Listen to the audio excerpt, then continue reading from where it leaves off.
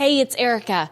I just wanted to let you know that you can now listen to Global News What Happened To ad-free on Amazon Music, included with Prime. The crack of the bat, the roar of the crowd, the taste of peanuts and Cracker Jacks, and you might wonder if they'll ever be back. Because it's been over 17 years since this team played their final home game. But their presence is still felt all these years later. I love the city. It's my home. I always call it my second home. It's just the greatest time of my life. I'm Erica Vella. Today we go back and find out what happened to the team that once represented a nation, and we're on track to bring home the trophy. This is Global News What Happened To the Montreal Expos. The Expos was the first Major League Baseball team outside of the U.S., and until 2004, they were based in Montreal, Canada. The team was named after the 1967 Expo, and their logo is elusive and up for interpretation. To some, the bright red, white, and blue logo looks like the letter M for Montreal, in the colors that copy the French flag. But to others, it makes out the letters EMB for Expos de Montreal Baseball. There are others who also make out the letters CB for the original majority owner, Charles Bronfman. No matter how you look at it, it's a symbol of the city and a legacy for Montrealers. To find out more about the team, I turned to Elliot Price. He's a former sportscaster and was the voice of the Expos on and off from 1989 until the end. Elliot grew up in Montreal, and his passion for sport came from his father, who was an Expos fan from the start. He was a crazy sports fan.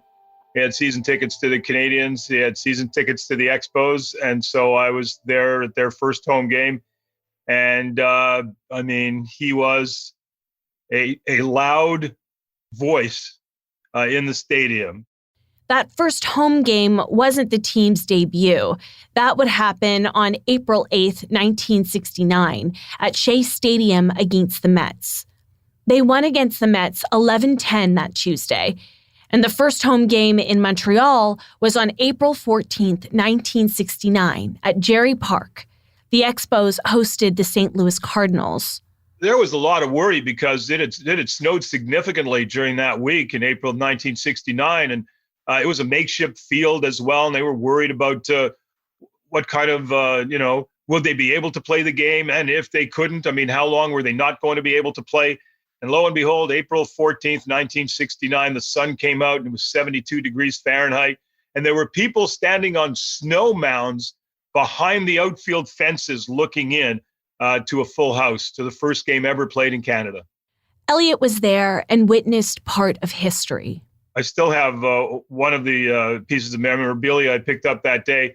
I met the great Stan Musial, Stan the Man, and he autographed the baseball. My dad said, put that away, that's special. And of course, I played with it and ruined it. But I did get a bat from Curt Flood, who has a significant place in Major League Baseball history. In fact, in sports history, because he's the guy that led to free agency in all sports. We had good seats. I was near the dugout, and he came over and he was looking for someone to give a bat to, and I still have that baseball bat. At the start of the franchise, the Expos were bigger than the city of Montreal. Like the Toronto Raptors are for basketball, the Expos were at the time the only Canadian Major League Baseball team. Warren Cromartie made his professional debut with the Expos on September 6th, 1974. And for him, baseball was in his blood. My father played in the Negro Leagues too, so and when he retired, he ran the Parks and Recreation in the city of Miami, and baseball was one of his activities that participated. So I got lucky. I got a dad who taught me everything, taught me the game at that time, and playing baseball was a wonderful sport. I played when I was 7 years old, and played it all my life, and I had something. I knew I had something, hitting the ball a little farther than everybody else hit it at that particular time, and gave me a way out of being in and not living up in poor neighborhoods and with a single mom and things of that nature. So things really turned out well. Warren turned that passion into a career. And in the early 70s, he was drafted by the Montreal Expos. At the time, he didn't know much about this new team. I didn't know anything about Canada other than I've heard of Montreal, but during that time, I was, when I got drafted by the Expos, I go, man, I got drafted by a Canadian team. I mean, all the major league teams, I get drafted by this team. But after giving some thought about it and listening to other people, they were going to change some things around in Montreal and start with a young movement, and gave me an opportunity to start, as we say in the game, fresh paper and be a part of something that is at the beginning. And pretty much it. We were all young. All the guys who I played with wind up playing together in the majors for 8-10 years. That's when he realized baseball was woven into the fabric of Montreal. Jackie Robinson played in Montreal. On the farm team was known. It was a AAA team for the Dodgers. Tommy Lasorda played here. Even the riflemen. I don't know if you know, there's Chuck Connors, who played the Rifleman TV series. I started in 1974. I got drafted out of junior college, 1974, by the Montreal Expos, and I went to the high AA. They have 4 different divisions during that time: single A, AA, AAA, and Major League. Well, I started in AA, which is in Quebec City, Canada. And that was a AA, the minor league affiliate of the Expos at the time. So it's like a 2.5-hour drive from Montreal to Quebec City. So I was part of that 1974, my first year in pro ball. So saw snow for the first time in Quebec, Canada. It was quite an adventure. Aside from poutine and snow, there was one other thing that stood out to Warren. Canadian fans are very passionate about this sport. Montreal is super passionate about this sports. And they're all, after a while, they all become coaches and smart sports writers and smarter than everybody else after a while. But with all that said, it's a passionate city. Warren played with the Montreal Expos for almost a decade. At the beginning, he played at Jerry Park Stadium. It was an outdoor ballpark, fairly small, but packed a good crowd with a capacity of about 28,000. I got to experience Montreal for the first time, Major League Baseball at Jerry Park in Montreal, Parc Jarry.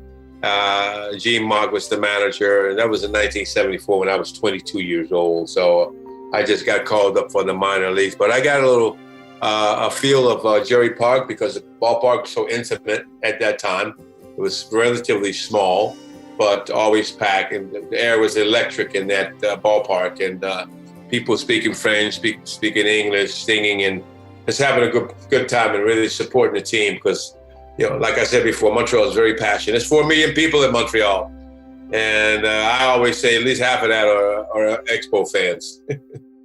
In 1977, the team moved to the Olympic Stadium, and as time went on, the Expos began to grow. By the early 80s, Warren said the Expos were a winning team. Well, 1981, we were a championship team.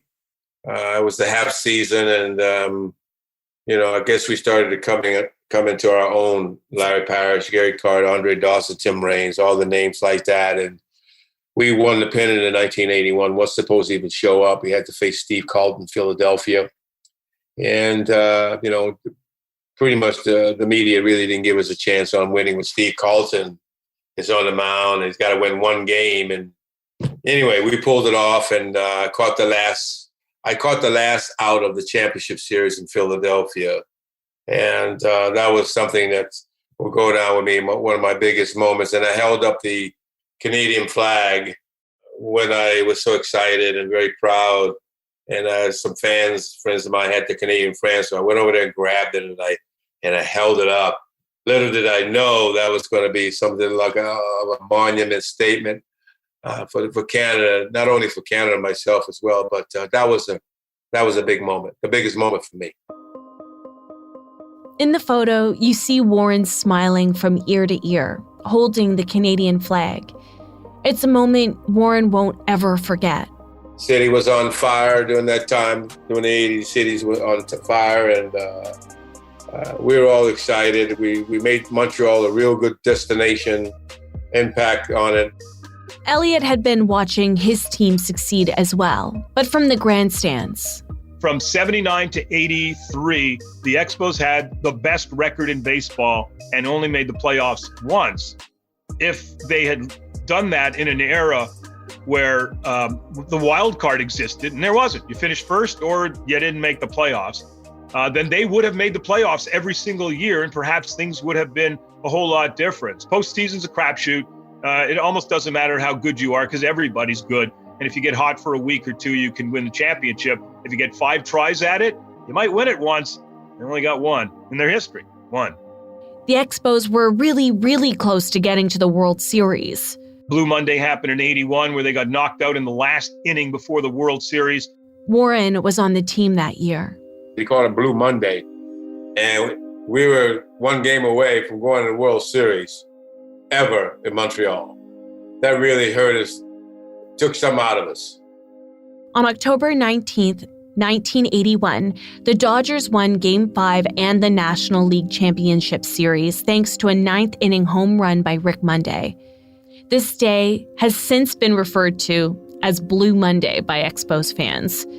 The Dodgers then went on to defeat the New York Yankees in the World Series. Warren Cromartie and the Expos weren't able to repeat the same level of success. And in 1983, he left the team and played professionally in Japan. But Montreal always stayed with him. I mean, look, I've been there with the only team that I know, professional team that I played for. It made me who I am in the game on a higher level in a different country. So, being there for so long, since 1974, you're going to miss the city, you're going to miss the friends you made in the game.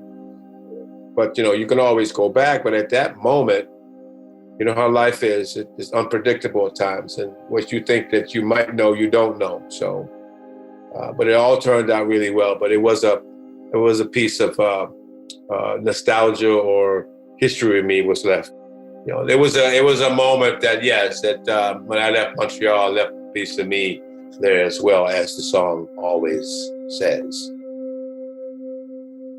Meanwhile, Elliott Price turned his passion for sports, and baseball in particular, into a career.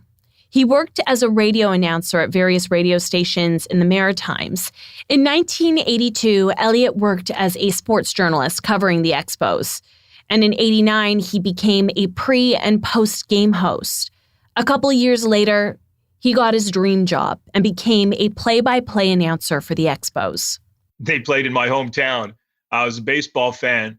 And the thing is, my dad and I, we cheered for different teams in all sports. I grew up in Montreal. I was a Blackhawk fan. He was a Dolphin fan. I was a Raider fan. He was a Giants fan, a Dodger fan. I was a Giants fan. I was an Orioles fan. He was a Tigers fan. But the Expos came and we were united. This was our team. And it was Montrealers' team. And it was a brand new thing. And hockey had been forever. But I love hockey, but baseball special for me. And to have a team in my hometown that you could love from the first day. I mean, we would learn these players. There was no history. There wasn't what happened 50 years ago. There's what happened today and what happens going forward. And we would know everything that ever happened. As the years went by, the Expos built and rebuilt, always trying to reach the same level of success as 1981. Jeff Fassero is a former pitcher, and he was called up to play for the Expos in 1991. When I first got called up in 91, they had a pretty good nucleus at the time, but it wasn't playing well, so they kind of dispersed it and started rebuilding in 92. And then 93, we added a couple more younger guys, and we were pretty good. I mean, we could have won that year too. But then once we got to 94, we were all together it had been about 3 years. Most of the nucleus was together and all the young talent was coming together. I mean, we had a great team. We had a great clubhouse, no bickering, no fighting. I mean, we were out there. We came to the ballpark every day knowing we were going to win that day. Even if we lost, we came back the next day knowing we were going to win that day. And it was probably one of the best feelings I had playing baseball. out of all my 16 years with that team, because everybody was great. If you look up and down that lineup, every position, you got all-stars that were there, and we were all in the prime of our life all at the same time. So I think that's what really made that team great. As they struggled to find the success of those earlier seasons, attendance waned. That is, until 1994. That year, the Expos roster was stacked with stars like Larry Walker, Moises Alou, Cliff Floyd, Marquise Grissom, and Pedro Martinez. They were arguably the best team in baseball. I'm sure there were other teams that could make that claim. The Atlanta Braves would win every division for a decade, but they weren't winning that year. And we had a series in Montreal against the Atlanta Braves, and the Braves were the big guys, and the Expos were the up-and-comers, and it was up to the Expos to show that they could play with these guys. And they did. They won the first two games of that series, and there was going to be an afternoon game for the third game of the series, and I'm going. And Atlanta Braves broadcasters were always ready to point out how attendance in Montreal and what a baseball city it was and wasn't, forgetting that they had crowds of under 10,000 when they weren't good several years before that. So we're coming up to this afternoon game, and there's a frenzy as far as baseball is concerned. But will people come out to the game in that afternoon game? And I had tears in my eyes. I mean, all of a sudden, the place is filling up. It's we when the game was over, we couldn't get a bus out of Olympic Stadium to get to the airport to fly out of town. When the game started, there were still people in the rotunda outside Olympic Stadium trying to get in.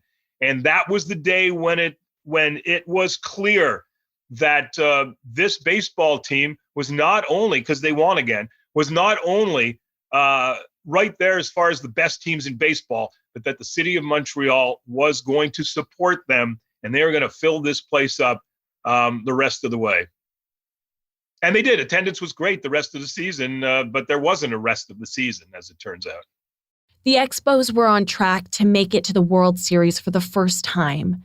But then, on August 12th, 1994, it was clear to me, and I said so on the radio, that there was a very good possibility that there was going to be a significant work stoppage. Owners and players had reached the point, and there had been such animosity for years and years and years. And this was the tipping point, that they would never complete the season, that they would stop and have a full stop, a period, and never play the World Series that year was unfathomable. But apparently unfathomable happens. The strike inevitably stopped any chances the Expos had at the World Series. I asked Jeff, what was the labor disruption about for players like him? It's about arbitration. It's about free agency. It's about the pay scale. And, it's a big argument about who's getting cheated and who's not. I mean, it's different than a regular business because, like in a business, let's say you want to go out and get interview for another job, even if you're working, and then you can go in, I'm going to give you 2 weeks notice because I got a better offer over here. Well, you can't do that in baseball. So that's why arbitration and free agency was developed, but they keep trying to negotiate it back and back and back. And what we fought for, we can't give that back to them. So, I mean, that was our biggest contention, was arbitration, free agency, and avoiding a salary cap. He said the hope was to return and finish the season. We were taking the chance of it was going to be like it was in, 81 or 82, when they had the other major strike, but they got back and finished the season. That's what we were hoping for, but it just didn't happen.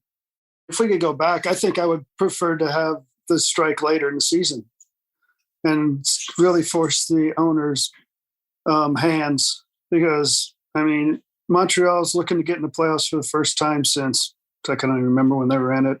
And then the White Sox are in the same situation. So I think, and then the Yankees were there. And, at that time, Steinbrenner had a big voice. So if he says we're going to settle something before this all happens, Could it have happened? And would we have got our chance in the playoffs and possibly the World Series?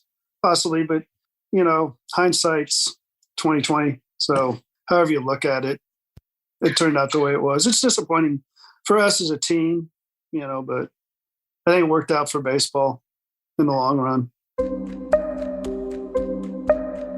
After the strike in 1994, Elliott said that while the team had some promising talent, many fans were just not interested. A lot of people just gave up on Major League Baseball. When 94 got shut down and they were the best team in baseball, and then these players got traded, a lot of people said, never going to another game. Never going to another game, never watching them again, never listening to another game. There's other things I can do with my life. And there are other things you can do with your life. Why? These people tortured you, and you're not interested in that kind of treatment anymore. Jose Vidro played with the Expos during those difficult years. He was drafted in 1992. By 1999, he was the Expos' second baseman, and he remembers hearing the rumors about the team back then. I didn't realize what was going on around the ball club until probably 2 or 3 years later, when I started realizing that there was a possibility that the team would move from Montreal. So at the beginning for me, like I would say 99, 2000, and 2001, I was really focused on really control what I can't control, which was playing the game. And the stuff that was around the team, I couldn't control that. So I was really paying attention, but I was not really focused on that. I was shocked because I didn't know it was possible to do that. I was young and naive, but I didn't know it was possible to do it. At the time, I think our owners were the Laurier family, and the way they were, always around the ball club, and we didn't expect that at all. Then all of a sudden, all this news started to come out, and I was like, it's not going to happen. It's not going to happen. It's not going to happen. And then realized it was destined for that. So it was kind of sad, especially for me, because I love playing there. I love the city, and I have great years playing in Montreal. So I think around 2002, 2001, 2002, that's when I started making more noise. And I was like, oh, there's no way to stop this. I think we're going to be moving out of Montreal. And it was kind of sad for us. Elliott Price remembers those games too. There were so many times when they said the Expos were leaving, and they didn't. So the sliver of you keeps hope until the last possible moment. And they really, I don't think they announced it. So that's the last game of the Expos, but the last home game was the week before. And they didn't announce that they were moving to Washington, I think, until the night before the last home game. And that was very emotional, because there was all of these Expos employees these are people that have been together for a long period of time. And to walk around and to look at these faces and knowing we're never congregating with this feeling, with this team, with this life ever again, it was a very difficult day. 10 years after their golden year, the final nail in the coffin. Video from the day shows an emotional crowd, players on the field with their heads dropped, some in tears. On September 29th, the Expos played for the final time at Olympic Stadium. And the 3-1 hit in the air, a high pop fly, third base side playable. It'll be Mike Mordecai drifting back into fair territory to make the catch. And the season at Olympic Stadium has come to a close. The light bulbs continue at the stadium. No one's going home just yet. Then, just a few days later, on October 3rd, 2004, the Expos played the same team they faced in their first game ever in 1969, the New York Mets, and Elliott Price was a part of it. I was in the broadcast booth doing the game with Mitch Melnick and my brother, who flew in from Los Angeles.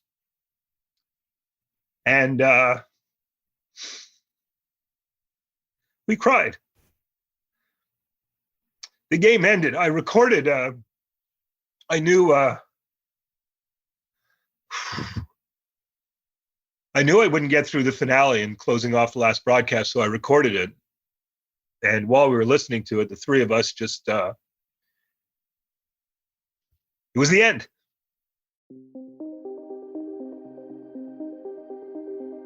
After 2004, the Expos moved to Washington and became the Nationals. Fans like Perry Giannis were gutted. The team they once loved was now gone. You know, I used to go to ball games with my dad and stuff like that. So I was an Expos fan. I was a baseball fan from as far as I could remember. And it blossomed into the love for the Montreal Expos eventually. He's been called the world's biggest Expos fan. And although he was devastated by the move, he channeled his love for the team into becoming a serious Expos collector.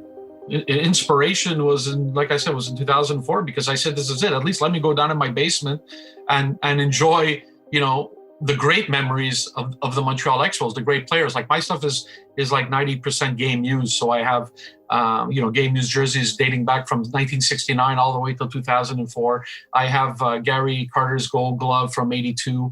I have Andre Dawson, 2 gold gloves from Andre Dawson, 81 and 85. I have the Silver Slugger from 83.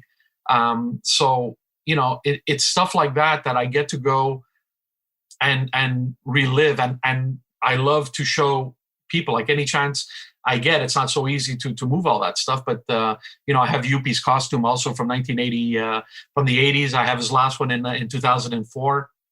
But any chance I get to show my stuff is it makes me happy, you know, because I a lot of people, especially younger people, you know, forget or didn't realize just how amazing the Montreal Expos were, and that, you know what, Montreal is a baseball town, and you know what, it'll always be a baseball town because, you know, we're dating back to the early 1900s. You know, Jackie Robinson in the 40s. You know, like you don't lose that. So once baseball comes back to Montreal, and it will eventually, people will get it.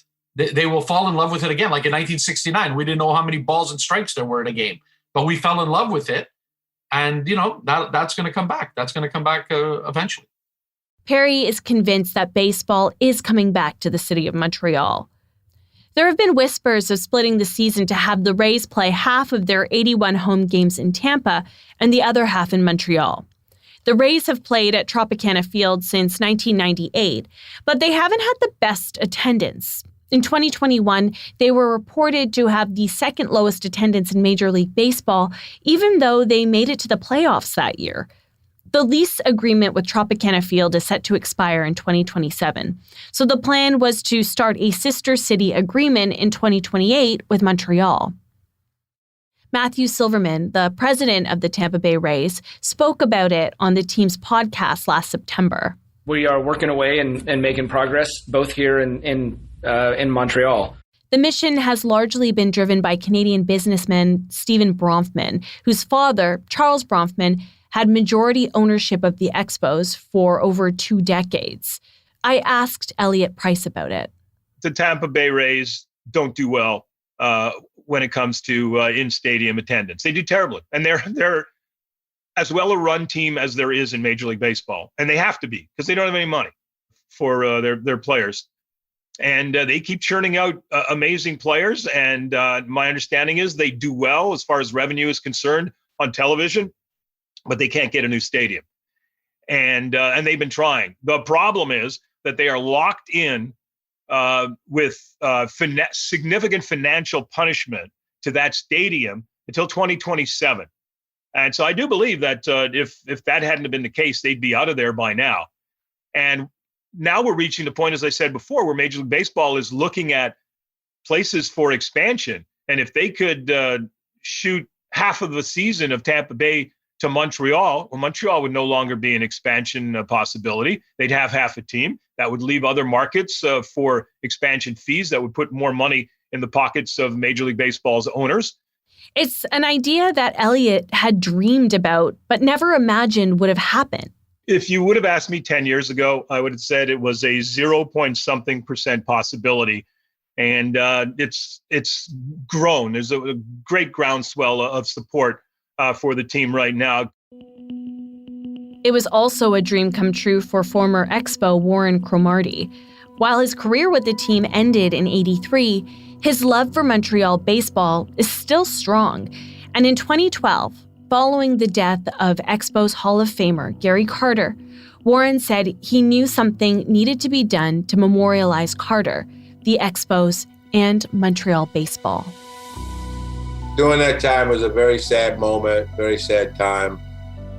And I was taking a flight to Montreal, and I guess a couple recognized me or something like that. And they tapped me on the shoulder and they asked me, Crow, where a place we can go look at some Expo stuff or some Expo memorabilia or anything Expo?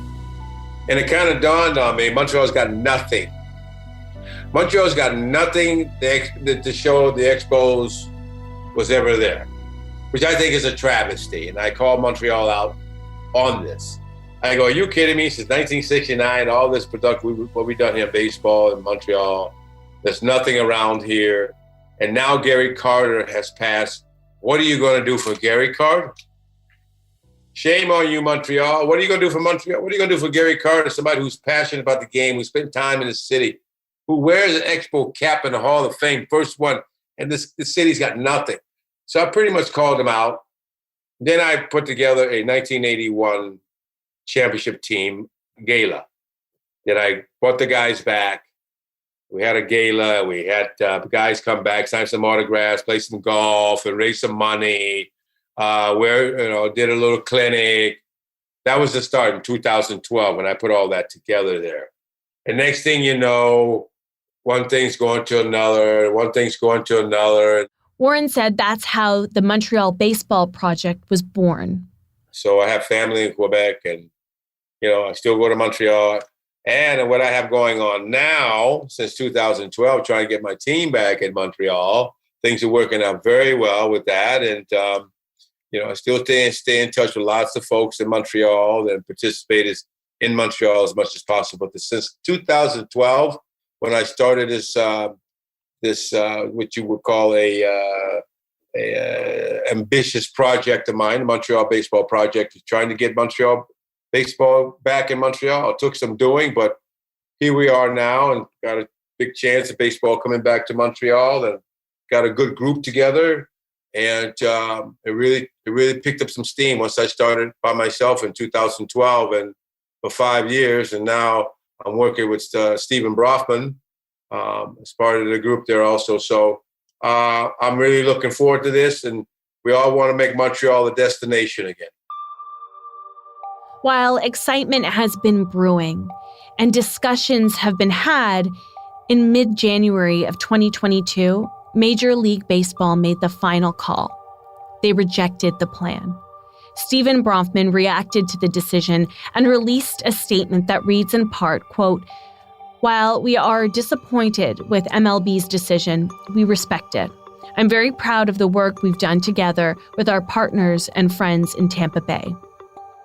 We reignited a strong appetite in this market for Major League Baseball from all key stakeholders, the fan base, the corporate sector, and the media.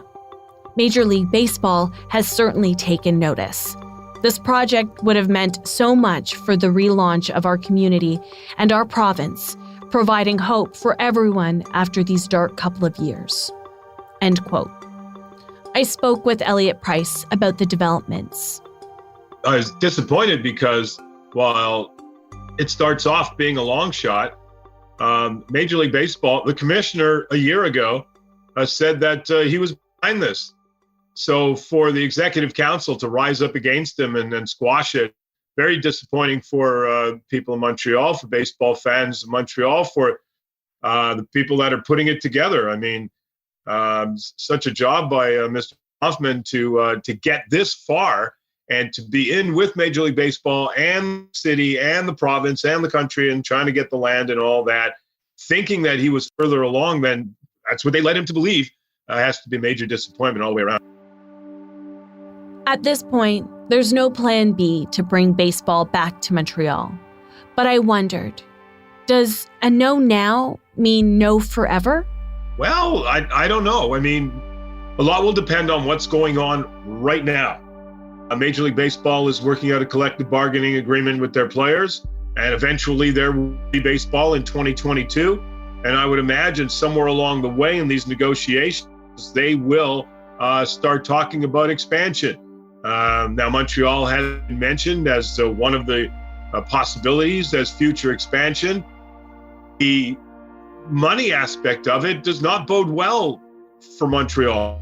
You know, you're Major League Baseball. Is this what you want? I mean, you have the possibility of Nashville. Las Vegas is proving to be a huge hockey town, a huge football town. So certainly Major League Baseball has their eye on Vegas for a Major League team. Nashville's been buying. Well, they started off like post Expos leaving. They started off at never. They worked their way up to never to hopeful to maybe to, oh my goodness, look what they're doing, to they're not doing that anymore. And so this raises huge questions as to Major League Baseball. And what do they really mean when they say whatever it is they say, because they're mostly non-believable. While the dream to bring baseball back to Montreal seems to be delayed indefinitely, there's still hope, even if the future seems unclear. As I wrapped up this episode, I was left with a sense of optimism. Like the tides are turning, and there's excitement about baseball in Montreal once again. And whenever, if ever it returns, fans and Expos players from the past will be there to welcome it back, with some peanuts and Cracker Jacks.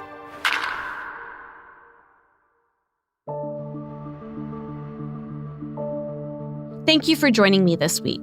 Global News What Happened To is written and produced by me, Erica Vela, with producer Dila Velazquez. Our audio producer is Rob Johnson. Also, thanks goes to Drew Hasselback, supervising national online journalist for Global News. Let us know what you thought of this episode, and please share it with a friend. It will help us grow the show and bring you more incredible stories. You can also help us by giving us a 5-star review on Apple Podcasts or wherever you listen. You can also reach out to me personally. We're always looking for new stories, so if there's a new story you want us to revisit, you can reach me on Twitter at Erica Vela or email me at erica.vela@globalnews.ca. Thanks so much for listening, and we'll see you next time.